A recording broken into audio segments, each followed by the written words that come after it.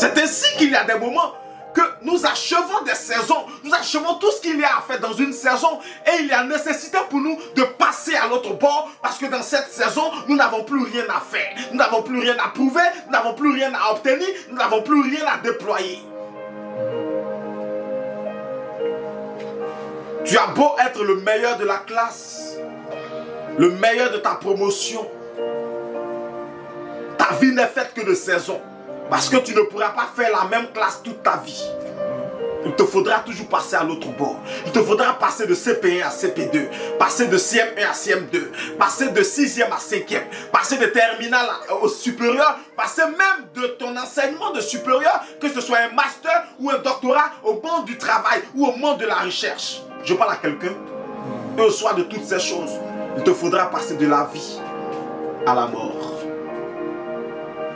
Et de la mort à la mort éternelle ou à la vie éternelle. Je parle à quelqu'un ce matin. Parce que notre vie n'est faite que de saisons. Et cette saison étant achevée là, le Seigneur leur dit, passons à l'autre bord. Passons à l'autre bord. Mais ce qu'il ne dit pas aux disciples, c'est quel sera le processus de passer à l'autre bord. Nous savons que ce qui nous sépare de l'autre bord, c'est l'eau. Et les moyens de passer à l'autre bord sont disponibles. Parce que nous avons des bacs. Et si nous avons des bacs, passer à l'autre bord ne devrait pas être compliqué. Nous avons la technique pour utiliser ces bacs pour passer à l'autre bord parce que nous savons ramer. Nous avons l'art du maniement du bateau. Donc nous pouvons passer à l'autre bord. Seigneur, ce que tu nous demandes n'est pas compliqué. Tu nous demandes simplement de sauter dans les bacs, de passer sur l'eau, de naviguer, de passer à l'autre bord. Super. On y va. Tout le monde se jette à l'eau donc. Mais ce qu'on n'a pas prévu, c'est qu'il y a un processus. Ce qu'on n'a pas prévu, c'est qu'il y a un chemin. Ce qu'on n'a pas prévu, c'est que sur le chemin, même au milieu de la certitude, peut se glisser des temps d'incertitude. Des temps d'incertitude liés à des choses qu'on ne maîtrise pas. Des temps d'incertitude liés à l'inconnu. Des temps d'incertitude liés aux choses qu'on n'a pas prévues, liés aux choses qu'on n'a pas invitées, liés aux choses qui n'étaient pas au point de départ avec nous. Sur le bord, il y avait le sable.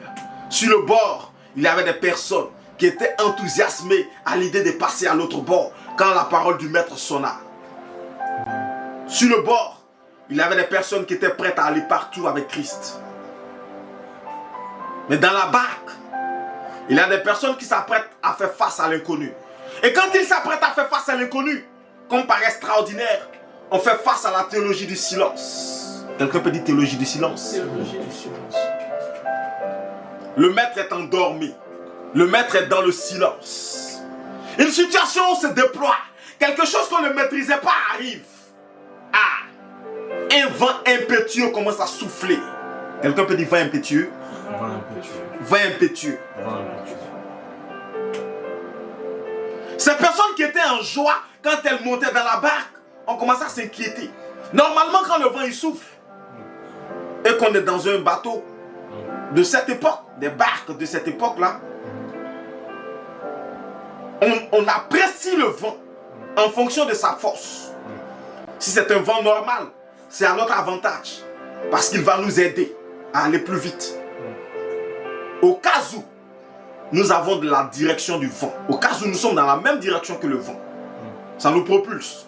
Nos efforts sont multipliés. Bon, nos efforts sont moindres et le rendement il est meilleur. Mais quand nous allons contre le vent, la tâche devient difficile. Et ça nous rappelle l'épisode où les disciples ont ramé pendant très longtemps et qu'ils ont vu Jésus marcher sur l'eau. Parce que là, ils allaient contre le vent. Amen.